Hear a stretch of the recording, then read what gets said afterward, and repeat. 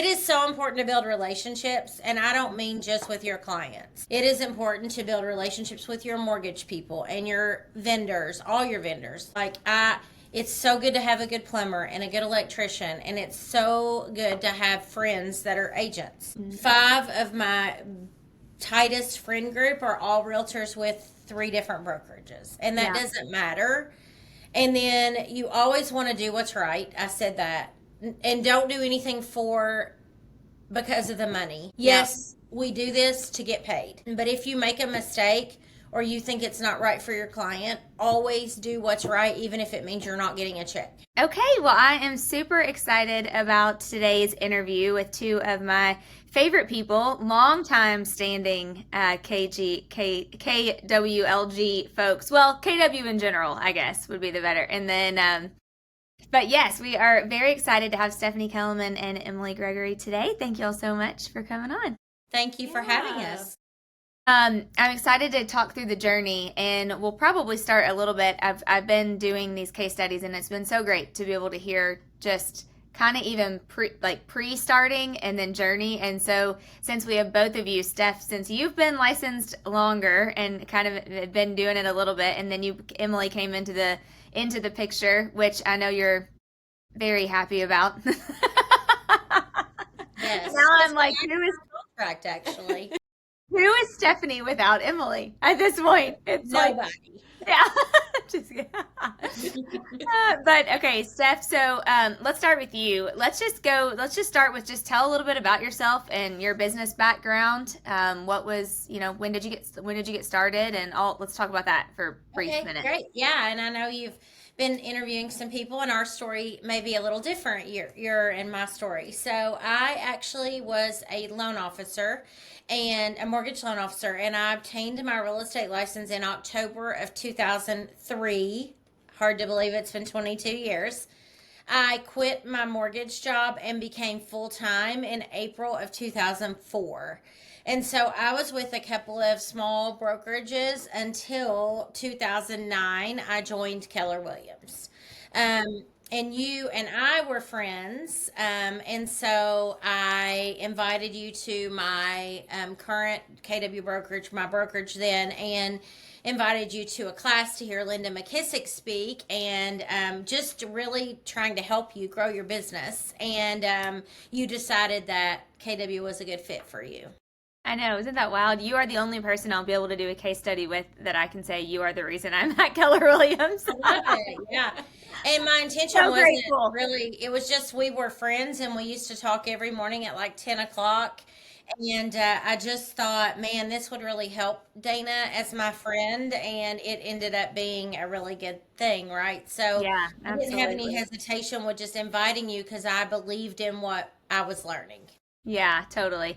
Okay, well, let's talk for a minute about that. So I know it's been a while, so you'll have to go back in your memory bank. But so pre-2009, so from the time you were licensed to 2009, I know you said you were with smaller brokerages. What was your business like then, and even just your mindset, or did you have challenges, frustrations? Talk a little bit about that, and then how KW maybe changed those. Yeah, so from 2004 when I started full time to 2009, I went to Keller Williams in June. I actually researched all this so I would have exact dates. My average transactions ranged anywhere from 14 units a year to 22 units a year. And I knew the law and I knew how to talk to people because very naturally that's my ability. And I just flew by the seat of my pants. So even though I had not had a model or a plan or knew anything about how to run a business those years, I was able to be fairly successful in closing 14 to 22 units throughout those years. Yeah, which is amazing. I mean, to really kind of like when we say you don't know what you don't know, and then to know that you did that without really even having the full scope. I mean, that's huge. So then when you moved from the smaller brokerages to Keller Williams, what were some of the biggest things that you noticed a difference in? Well, first of all, I'm very learning based, and education became a big part of my everyday life with Keller Williams because they offered so much. And I went to every event, I went to every class I was invited to. Obviously, I invited my Yeah. friends to come to the classes. And from 2010 on, my business, I've had a few years where it went down a unit or two, but I consistently was in the high 20s and then the high 30s. And now this year, we're having our best year. And as of today, which is November 11th, 12th, we have 53 pending and closed. So from the days of 15 to now 53. Oh my gosh, incredible. Yeah, Yes. huge breakthroughs. I mean, really, if you think about it, like I'm just looking through, I kind of want to throw these questions out the window. I won't because I know you have answers written down in front of you. But I mean, it's like we could just talk about that for the whole rest of the time. I mean, to go from 15, units a year to 50 something units a year, when really you don't have a big team. I mean, it's you have really ran that lean MREA model, Yes.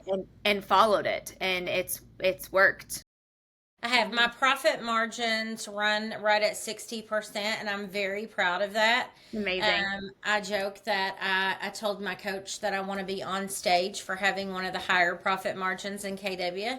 Yep. And so currently it's me. Emily's moving into production. We'll full time. We'll be hiring a new full time administrative assistant, executive assistant, and we have a transaction coordinator. And so Emily's responsible for a few of those sales, three or four this year, because she just started being in production.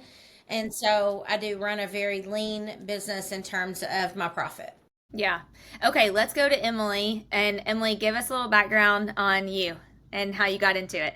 Okay, I started with Stephanie, I think in 2018, in the summer of 2018.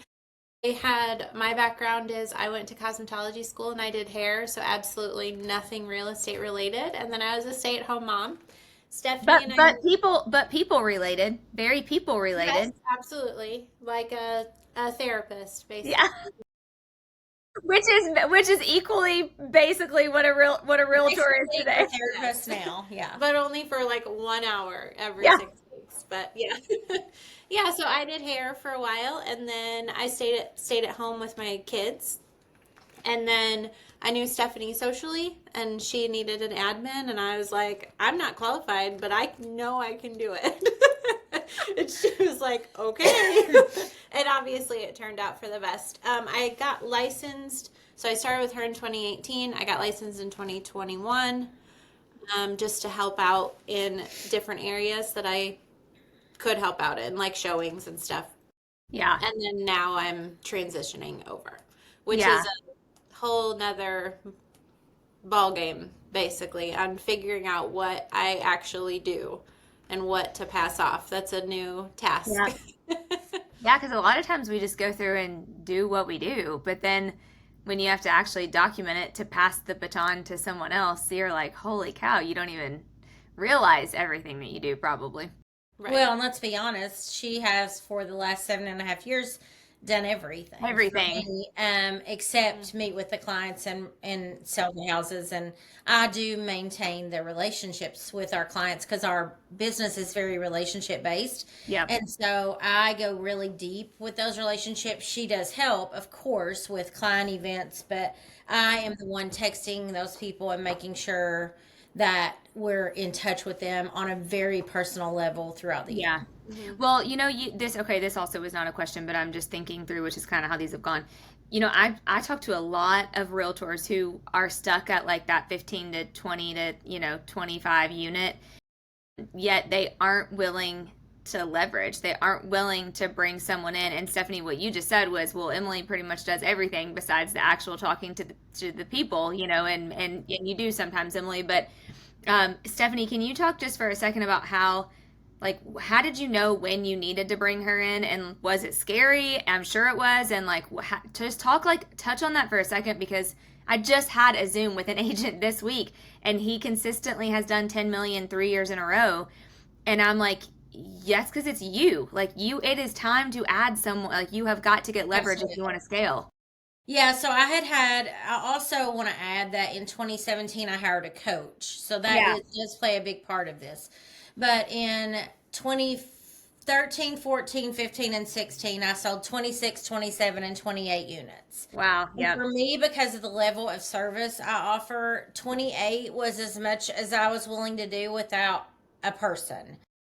Emily is part time. However, Emily's production levels and output are that of a full time person. And Emily made up her mind that she wanted to get her kids off the bus every day and that she does whatever it takes to get that work done in those 20 or 25 hours rather than working 40. Yeah, And totally. so, from the time that then I hired a coach and hired Emily, my transactions quickly went into the 30s and then up through the 40s. So, it absolutely increased. And yes, it's absolutely scary. I'm single, I have no second income. And in the Great Recession of 2007 and 8, I went broke and had to sell everything I owned. And so, yes, hiring leverage probably wouldn't be any more scary to anyone than it was to me. And so it was the best thing I ever did. I did know Emily socially, but I want to say for the benefit of people who are going to listen to this, we did the entire KPA process, Yeah. which is the way the entire CV process, CV, which is yep. how at Keller Williams we hire is the career visioning process. And we went through it. We did not miss any steps. We Yeah. cried at the life story and the big why. Like it, we did. I did not skip anything because I knew her personally. Yeah, which I think is a really important piece to that. Emily, how has it? How like talk to me just really fast about the transition of you wanting to get into selling. Well, what can we talk about that? Well, we made a bad hire. Yep. And Emily said, if I'm going to train people how to do this job, why don't I just do it myself? Yeah, I was like, I can Yeah. do it better, so I'm going to do it myself. Yeah. And I think also it's a financial choice for me.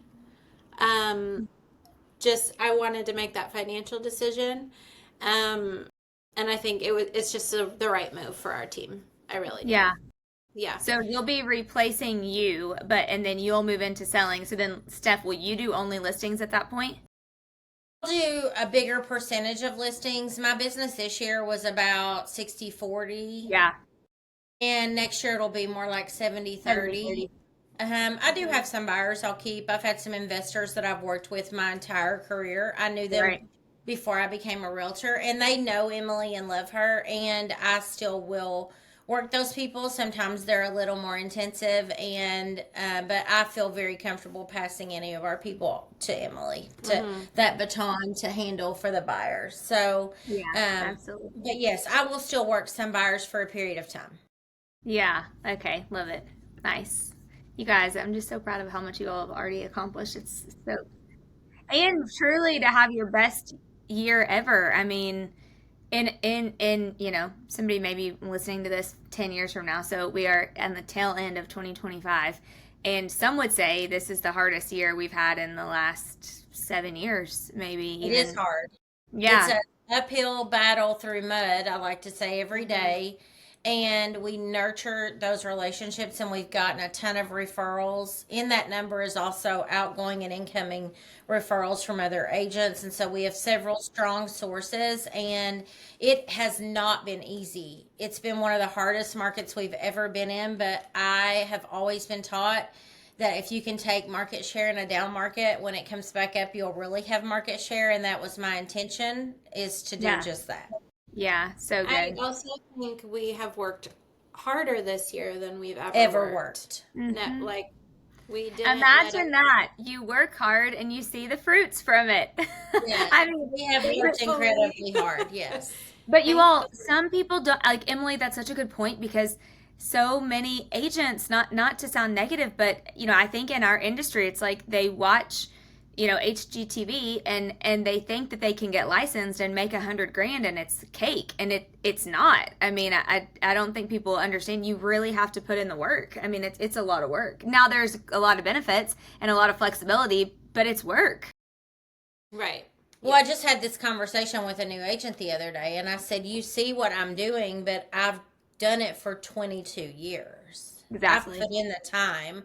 So if it appears easy because my phone rang and I took a listing, it's because It's Yeah. years and years and years of the grind. Yeah, totally. Yeah, totally. Yeah. Okay, I want to switch gears just for 1 minute and kind of talk about you guys being at other brokerages versus being at Keller Williams Legacy Group. Will you just touch a little bit on what changes you noticed early on, and maybe just how it's impacted you and the ripple effects in your personal life, business, just anything from being specifically with our office, with our brokerage?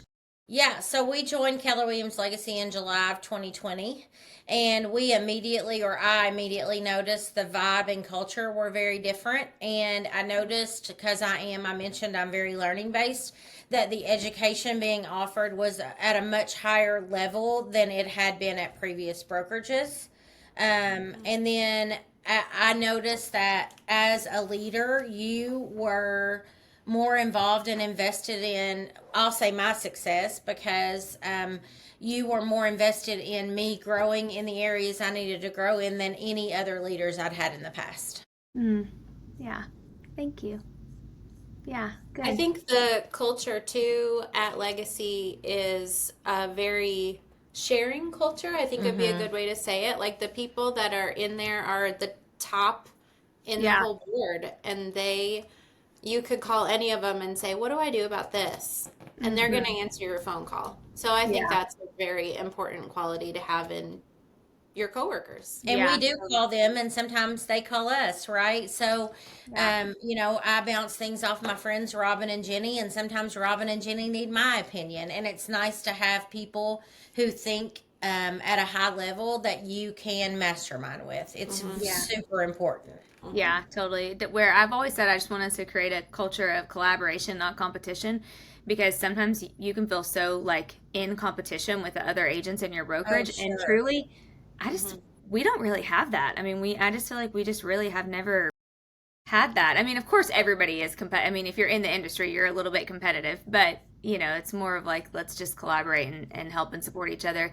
You all specifically have been such a huge piece of our culture and our like community events and all of the things. And this wasn't a specific question, but just we just talk about being a part of a brokerage that allows you to be able to give time and give back, because you guys have always just, I mean, you're at everything and you pour in and you give back to the community, and I'm so appreciative of it. So just wanted to see if you could touch on that. Yeah, so my mantra is you get back what you put out there. And so I'm a firm believer in that, and I don't do it to get something back. But I know that if I choose the right thing every single time, whether it be helping someone in my office or my community or a client, that it will come back and I'll be blessed. And so that's the Mm-hmm. way we do. That's the way she and I both conduct our personal lives and our business. And so, with a brokerage that gives opportunities for us to serve, where we don't have to plan it all and we Yeah. can just show up and help people, that helps in that mantra that I have, that we need to do what's right and give back, and that we'll be blessed. And it's been shown over and over and over again that it works. Mm-hmm. Yeah, totally. Love it so much. What's one lesson that you all have learned that you would want other realtors to know? Where should I start? I know. It's Take like two pages of notes, just take a breath. No, it is so important to build relationships, and I don't mean just with your clients. It is important to build relationships with your mortgage people and your vendors, all your vendors. It's so good to have a good plumber and a good electrician, and it's so good to have friends that are agents. Five of my tightest friend group are all realtors with three different brokerages, and that yeah. doesn't matter. And then you always want to do what's right. I said that. And don't do anything because of the money. Yep. Yes, we do this to get paid. But if you make a mistake or you think it's not right for your client, always do what's right, even if it means you're not getting a check. Mm-hmm. I've Yeah. bought carpet. I've told people not to buy a house rather than buy it because there was some issue, and I would rather do that and sleep at night. I tell my clients in my listing and buyer presentations, I don't do anything during my business during the day that doesn't allow me to sleep at night. And so Mm-hmm. you always have to do what's right. And then treat real estate like a business, which I didn't learn until later in my career. And if people are lucky enough to start with us early on, wow, what an advantage you have. And Yeah. then we're just a middleman in a transaction. You can't let your ego get in the way of what's happening. You're the middleman relaying what the clients say, and sometimes you have to soften what the clients have said, right? But you're the professional. And then you need to have your butt in a seat in a class a lot. I'm Oh, 22 years in. preach. Yes, louder. Yes. I'm 22 years in, and I drove to Columbus, Ohio, to be in a class yesterday. How was Jason?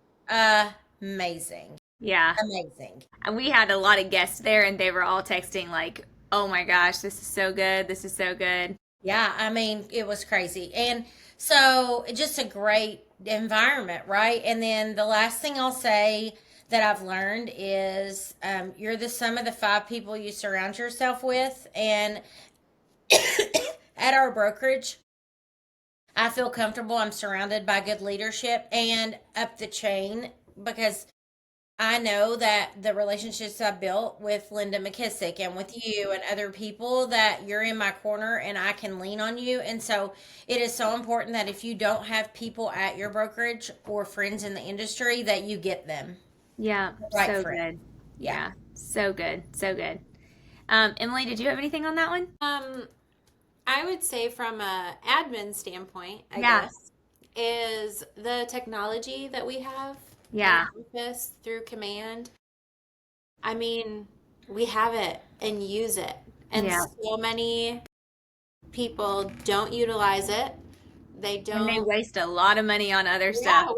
exactly. And like we use command, not, I mean, I would say at a high level, but we could probably do so much more. There's so much Hmm. it can do, and we use it to the best of our knowledge, I would say.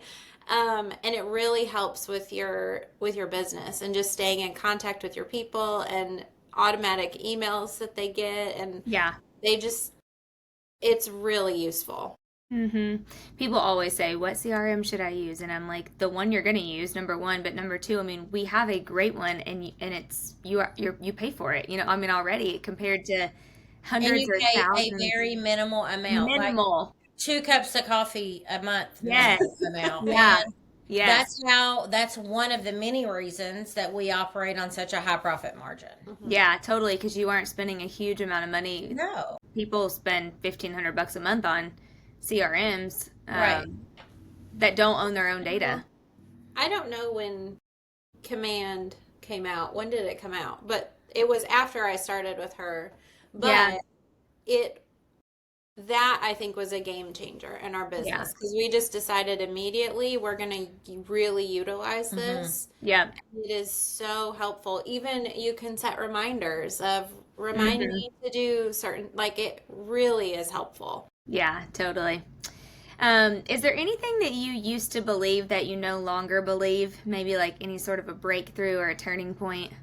Yeah, I used to think that I would never exceed a certain income level. And I've always been what I would consider successful. Yeah, So, um, I've always, even as a mortgage lender, I was making high 90,000s, which is yeah, amazing. And yeah. so I just never thought that I would be able, to have a business big enough to build a team Yeah. and to make the kind of GCI that I'm making right now. Hmm. Like I just crossed over not one but two big milestones this year with Hmm. GCI. And so and I'm also, I'm so excited about being able to expand my team now, and that used to really scare me, and this time around it's not as scary. And I am traveling the world, and that's my why. And I always dreamed of doing that, but now that I've started doing it, I just want to pinch myself because I'm making it come true by the systems I have in place. Yeah. And two, Steph, I just think like I can remember the years ago when you were like your goal, was to just own another home, to have a rental property.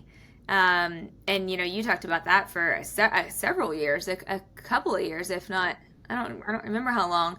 Um, but I mean, you've had, you not have, you only you had one, but then now you have what, two or three or four or I something. have three plus my personal residence, so I own Yeah, four houses. Yeah, yeah, which is yeah, great. which is amazing. And And that like, came through mentorship, especially from Linda McKissick, yep, somebody that I have a friendship with, and have somebody in your life that will help you with those kinds of decisions. And that it's a game changer. And I've told her that many times, and she always says, I said, "You've been a great mentor to me." And she said, "You're a really good you're a student." And really so good I don't student. mind. Yeah. Yeah. Yeah, there's a huge lesson in that too. People always say, how do you get to have such a great, how can I have you as my mentor? Or, to say that to anybody. And John Maxwell always said, do what the mentor tells you to do and they'll keep being your mentor.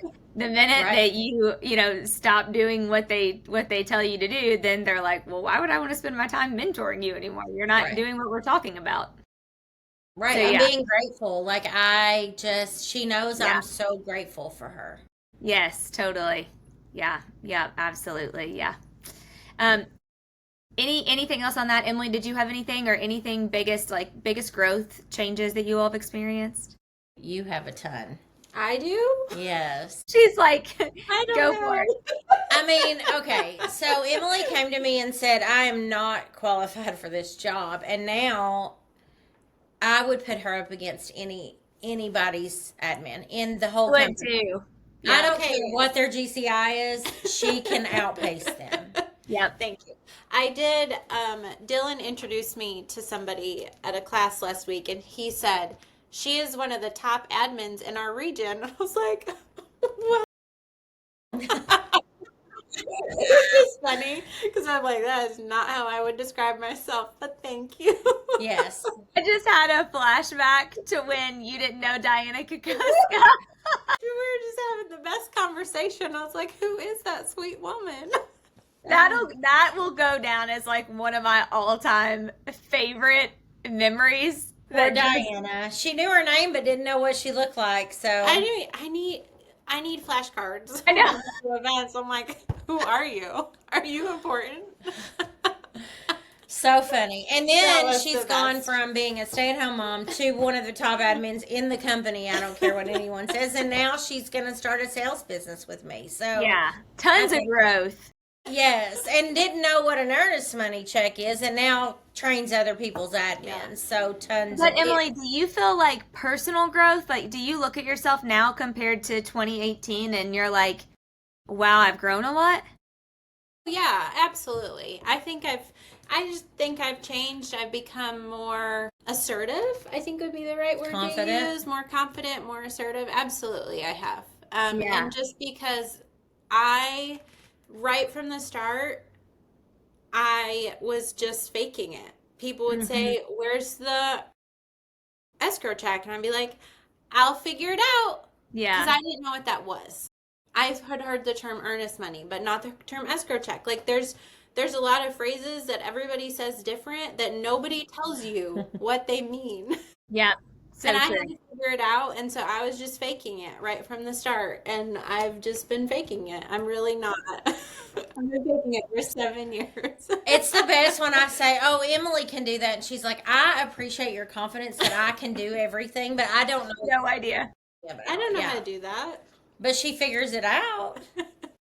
Well, it's that whole like, Gary Keller has always taught us the person you hire should be ripping tasks out of your hands, and they should be figuring out if they don't know how to do it. Like, of course, you train people, but they should be self-sufficient. Like, you shouldn't have to self-motivate someone every single day who's around you, especially somebody that's a leverage partner for you. They have to self-motivate, and Emily, you are very self-sufficient, self-motivated, high capacity. I would say high assertive. So I think that's a good word that you used, because if you didn't have assertiveness, you wouldn't be able to get done the things that you can get done. But yeah, it's been cool. I mean, I've seen growth in you, so I just think it's cool to have watched it, over the years. Especially now, I'm so anxious for you to get into the selling space because, yeah, I mean, one, you already know. I mean, it's just you getting out there and doing it because you have been doing it a little bit. But I just think you're going to flourish so much in that Well, space. stay tuned for the November office meeting and who the top team Are member you going to is. be there? actually am going to be there. Yes. We're running a real tight race. If we're not, if I think she's I'm going not to be the there top the 18th. for her first month of selling, she'll be on the board, I bet. Nice. I I asked love it. Dylan if I'm number 4 if I can just get an honorable mention. You will. I worked so hard. You won't be number She 4. said, Dylan, if I'm number 4, could you just do the top 14 members this month? Please. Just this month. This is This month, yeah. I It's love so it. funny. So, yeah. I mean, if we weren't here, though, neither of us would have realized this kind of growth. And it's just, we get stretched out of our comfort zone. We get, pulled through these small goals to these big ones. And, we know that Dylan is a wonderful leader. You're a great leader. Other people that we're around are, and that when we need something, we come to you all. It's not often we need help, but we know that it's there when we do need it. And at the independent brokerage, it was at the independent brokerages that I was with for the first 4 years. It was every man for themselves. Nobody was helping you do anything. And our financial model's competitive. And I mean, there's nothing better than going to listen to the head of industry and education, and it costs like $42. Okay. Yeah. So, I mean, I don't understand why people weren't fighting to get there. Yeah, totally. Yeah, you and I have always been on the same page with that. Totally agree.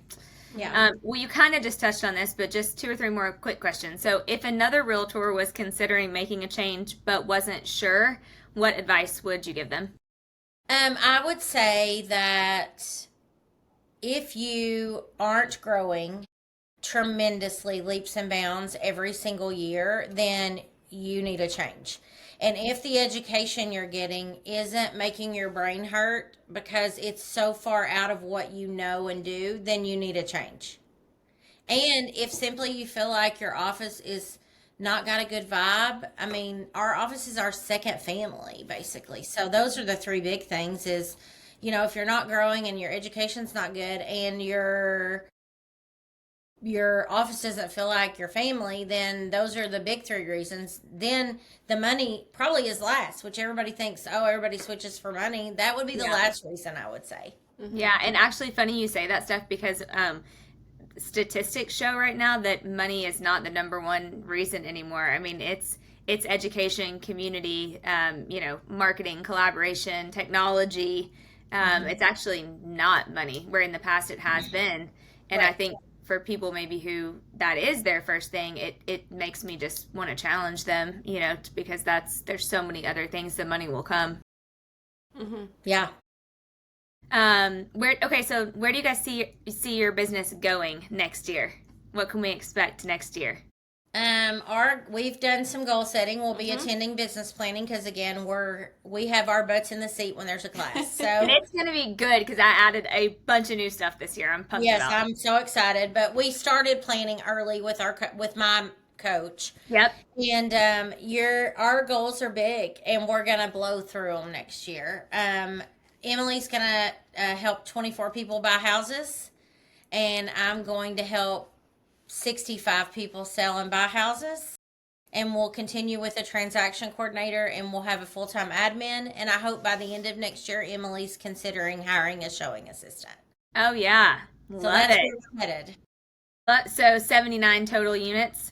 89. 89. Oh, 89. I missed it. Oh yeah, sorry, 89. Math. I shouldn't do it. Math. Who needs math? 89. Yes. Okay. And are you going to end the year at 53 this year? We don't know. That's where we're at right now. But we Yeah, put so deals could together. be We more, still though. have we do a lot of cash transactions with investors. So I mean we could end at 55. But Yeah. 53 is what we have secured that Yeah. are moving toward the closing table and have closed. Love it. Okay. Awesome. 89 is totally doable. With Emily full time, going into production. Yeah, and a full-time admin Yeah. where she's doing You part-time. guys are so confident in me. It's going to happen. I think Exactly. it's the blind confidence from you too. You're like, yeah, she could do it. I'm like, can I? You totally can. But Hey, we've remember- convinced her she can. That's all that matters. yes. Well, And when I first said I want to be a full-time agent to Stephanie, I was like, what do you think about this? And she said, okay, I want you to close 4 by the end of the year. I was like, where who are these 4 people? It's just funny. She's just like, okay, then do this. And I'm not there yet. But she just But got I've her done fourth one under contract. Third. Three. But I she have wrote three. an offer and it didn't get It didn't accepted. get- So yeah. she has the fourth one in the Yeah, I pipeline. do. But it was just, I was like, who are these 4 people that I'm going to sell a house to in the next 2 months? But it's, And then they fell But- out of the sky because she put that out into yes. the universe. That's right. yes, I've There's- decided, and so it's going to happen. That's Right. exactly right. And there is a lot of power in verbalizing your goals and like putting Yes, things out there. Absolutely. And there's a lot of scariness around that too. I mean, you could not hit it or fail or whatever, but I would rather you do it and try because there's power in like the verbalization of speaking goals out loud. Yeah. I've Writing it down. always set really big goals, and I told my coach the other day that I've never reached a goal. And Yeah. he said, "Do you see that as a bad thing?" And I said, "No, because I'm making more money and increasing the number of people I help every year. Every Even though I year. didn't reach that target, I'm still helping more people. So, Yeah. yes, next year's the year where we're going to beat our goal, and it's not a failure if we helped more people and made more money." Yeah. Yeah. Totally true. Any last, I want you to end with like if you had to summarize your transformation. I know I said sentence, but I've been using like a one word.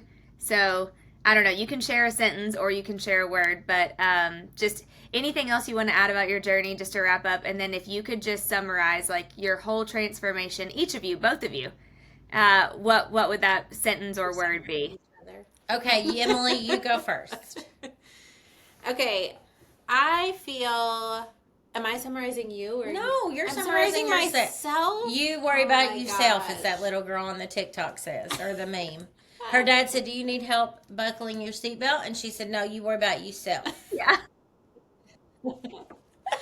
I think I want to say like collaboration, and that's really important to me as a person. I'm like, I don't get dressed for the day without asking, do I look okay? I want collaboration. I want approval. I want collaboration. And Stephanie and I have that together in that we are very much partners in our business. She doesn't talk about me as though I'm her assistant. She talks about me as though I'm her business partner, and we are full collaboration, and that's really important to me. That we're in this together, and if she fails, I fail, and if I fail, she fails. Yep. And we also win together too. And I would say that's a great description of just us as people. So my word, I would say that summarizes from 2003 to today is growth, and that comes in a lot of areas. There was a time when my business wasn't so great, and then it got better. And there was also a time in my life where I had a lot of growing to do personally, and I might have not been the nicest person, and I have grown a ton.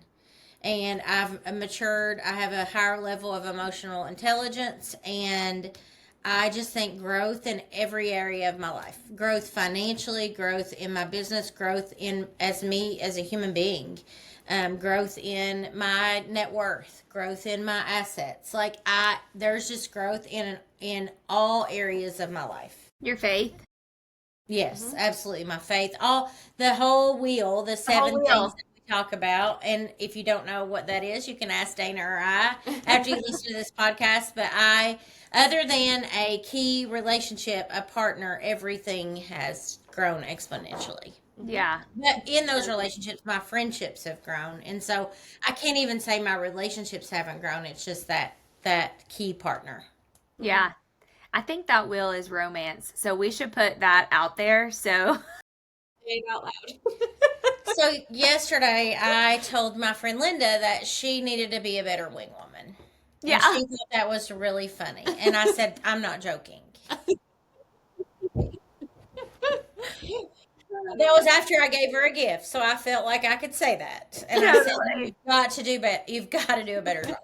Love it. Well, I am just so proud of you all. Just love being in business with both of you. I feel like just the energy and the culture of our office shifted when you all joined. I'll never Oh, forget thank it. When you came over, I really, I mean, I just remember thinking, and really following, let's see, following Stephanie, let's see, was that following you all?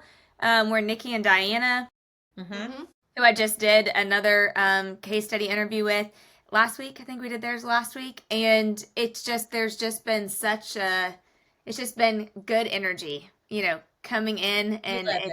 yeah, and it's just been so great. So I'm so grateful. I'm so proud of you all. And 89 units, 89 families, lives helped next year in 2026 is the goal. So we'll put that out there. And Emily needs 24 people to fall from the sky. If anybody out there can make that happen, also. And Stephanie needs to meet the love of her life. Yep. Thank Yes. you, and all God's people said amen. Amen. That's right. Thank you all so much. You're welcome.